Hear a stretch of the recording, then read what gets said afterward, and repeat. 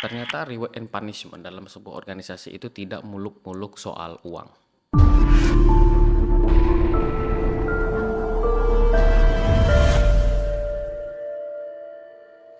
Saya belajar ini dari senior leader di kantor saya. Jadi pada saat itu kita lagi ada sebuah event di mana kita sedang dikumpulkan dari berbagai bidang yang kemudian melakukan audiensi atau memperkenalkan diri kita kepada pimpinan tertinggi di kantor kita pada saat itu. Dan pada saat yang sama, kita tuh memang sedang ada launching program yang namanya Rangers lah ya. Kalau di PLNP itu ada Rangers ya. Itu sebagai sebuah gerakan, gebrakan untuk bukan membudidayakan ya, membuat budaya perusahaan itu jauh lebih masif lagi tersebarnya. Dan kita ada di sana. Pada saat itu kita dikumpulin di satu ruangan dan bertemu dengan manajer ini. Kemudian kita diperkenalin nih satu-satu. Ini si Anu, si Anu, si Anu, si Anu. Dan giliran lah saya. Dikenalkan nih sama salah seorang leader di kantor itu. Dia memperkenalkan begini, ini Mas Hakim katanya gitu. Mas Hakim ini dia sudah bikin konten di YouTube dan sebagainya. Ya, which is belum ada hasil apapun ya. Kemudian beliau inilah yang kemudian mengedit video yang tadi. Nah, karena di acara sebelum itu.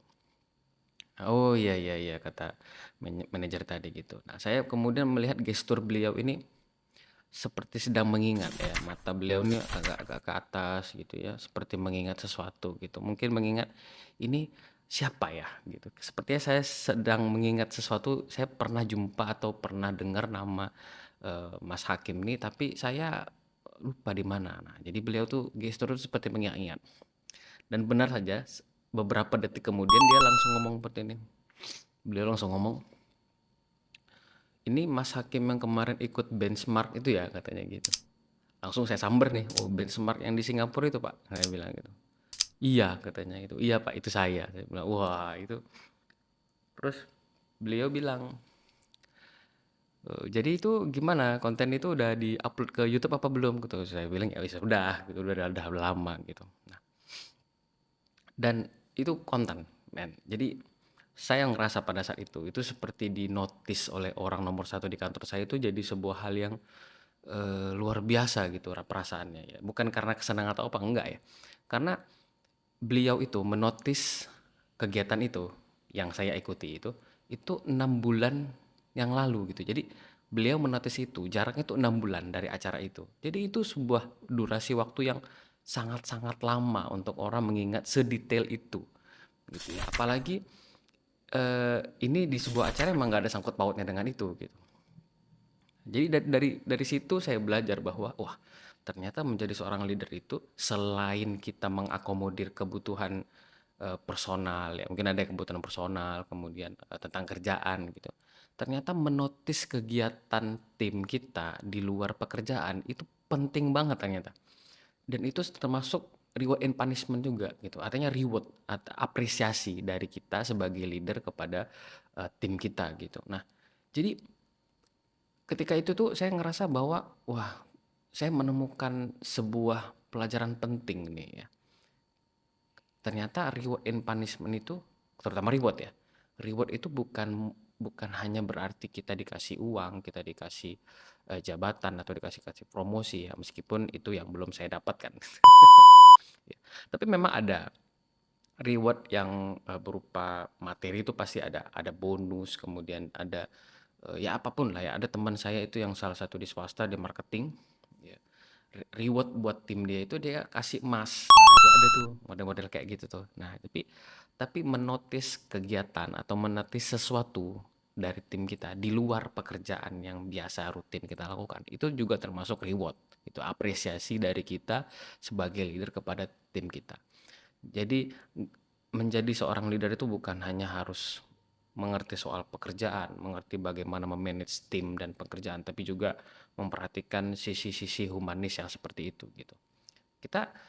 Saya juga nggak menyangka hal-hal seperti itu, notis-notis seperti itu tuh membuat saya menjadi wah, eh, apa ya, diakui keberadaannya gitu. Nah, menotis seseorang itu next step-nya tuh adalah mengakui keberadaan. Nah, kenapa mengakui keberadaan? Karena saya di sini nih, posisinya saya di sini nih. Ini saya paling bawah frame nih ya. Beliau tuh di sini gitu. Gap jarak ini itu mustahil bertemu, ya, mustahil begini kalau nggak ada event itu gitu. Artinya apa ya? Mempertemukan saya dengan beliau ini tidak mungkin karena pekerjaan. Itu impossible banget karena pekerjaan. Tapi karena sesuatu di luar pekerjaan rutin itulah kemudian kita dinotis oleh atasan kita. Dan ini termasuk salah satu bagaimana kita mencari nilai positif diri kita atau meningkatkan value diri kita itu di depan banyak orang gitu. Karena apa? Karena ketika kita menjadi seseorang yang biasa-biasa saja atau mengikuti hanya sebutan rutinitas pekerjaan saja, iya, kita akan dikenal sebagai orang yang biasa-biasa aja, dikenal sebagai orang-orang yang umum gitu. Artinya ya ya udah dia kerja di sini, seperti banyak hal orang yang bekerja juga di tempat yang ini gitu, nothing special lah gitu. Tapi ketika kita bisa memberikan satu hal yang berbeda atau mengikuti sesuatu hal yang berbeda, maka secara tidak langsung kita sedang berada di dalam zona radar khusus di mana orang akan mengingat kita karena itu. Ini yang mungkin jarang orang, apa ya, jarang orang sadari gitu ya. Kenapa? Karena kebanyakan kita apalagi sudah, pekerja itu selalu penuh dengan stigma penjilat ya. Artinya ketika kita menjadi berbeda, kita menunjukkan apa yang kita bisa, apa yang kita mampu, apa yang kita bisa kerjakan di luar dari pekerjaan kita yang biasa. Itu kebanyakan kita seolah-olah bilang kalau ini salah satu cara dia untuk mencari perhatian atau menjadi penjilat lah ya, katakanlah seperti itu ya. Tapi setidaknya ya seperti saya bilang tadi, kalau kita tidak dikenal secara khusus maka kita akan dikenal secara umum. Artinya kalau kita biasa-biasa saja, kerja rutin seperti biasa, maka yang dikenal oleh atasan kita atau orang di sekitar kita ya itu aja. Tapi kalau ada sesuatu hal misalnya, saya bikin konten atau segala macam atau saya pernah mengikuti sesuatu yang mungkin teman-teman lain tidak pernah ikuti, maka itu akan menjadi sebuah notice dan menjadi value buat kita. Kita akan dikenal karena itu. Ini juga yang kemudian membuat saya sadar bahwa menjadi seorang haters tujuannya adalah dinotis. Kita tahu nih haters-haters di luar sana pasti selalu mengkritik sesuatu tanpa ada dasar apapun gitu.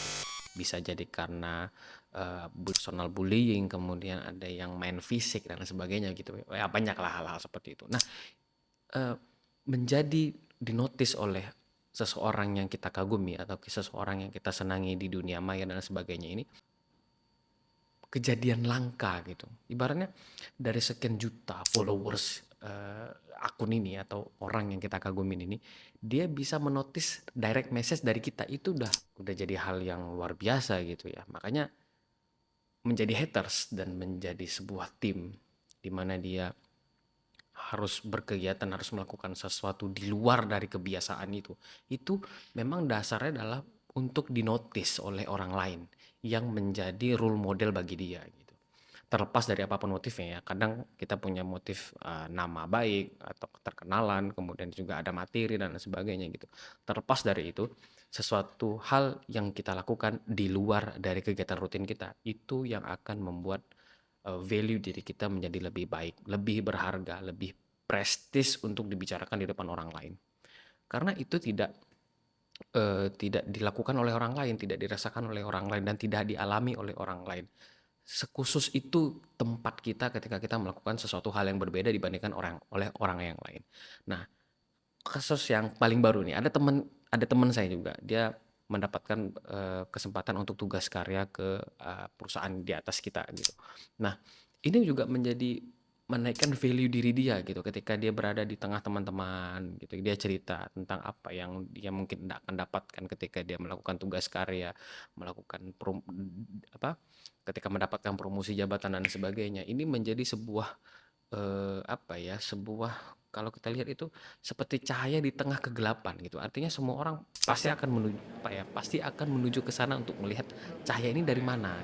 Ketika dia cerita tentang apa yang mungkin ia dapatkan ketika dia mendapatkan promosi jabatan ini, maka teman-teman yang lain juga akan merasa tergiur gitu, termotivasi dan lain sebagainya. Nah, ini menjadi sebuah sebuah cara untuk meningkatkan value diri kita. Jadi siapapun di luar sana yang hari ini sedang berada di sebuah organisasi dan menjadi seorang leader, percayalah bahwa menotis kegiatan seseorang atau tim Anda di luar dari kegiatan rutinnya itu akan menjadi sebuah cara untuk meningkatkan engagement ya. Engagement artinya keterlibatan, perasaan dan lain sebagainya gitu, kedekatan antar Anda dengan tim-tim Anda. Nah, tapi ketika kita menotis sesuatu di luar dari kegiatan pekerjaan yang rutinitas, maka justru itulah yang membuat value kita sebagai leaders itu justru malah dihargai gitu ya. Karena orang pasti terkejut, wah kenapa beliau masih ingat ya? Kenapa beliau tahu ya? Kenapa beliau masih ingat ya kalau saya ada di sana gitu. Padahal sebenarnya itu sudah berlalu begitu lama gitu. Nah, ini mungkin pelajaran penting buat kita semua karena kita memang apa ya, pasti akan menjadi leader dimanapun gitu ya. Mungkin di rumah jadi kepala keluarga atau di organisasi pekerjaan mungkin kita akan menjadi leader buat staf-staf kita atau menjadi leader buat teman-teman kita gitu ya. Mungkin di sekolah juga begitu, mungkin di organisasi mahasiswa juga begitu. Karena ini sebuah pelajaran yang universal. Semua orang juga pasti akan berada dalam posisi yang sama seperti itu. Tinggal bagaimana cara kita untuk membuat seni menjadi pemimpin ini lebih berkelas dan lebih berharga khusus sehingga value kita juga akan makin naik. Oke, itu aja mungkin hari ini sharing tentang leadership dan sebuah kepemimpinan. Sampai jumpa di konten selanjutnya. Barakallahu fiik. Assalamualaikum warahmatullahi wabarakatuh.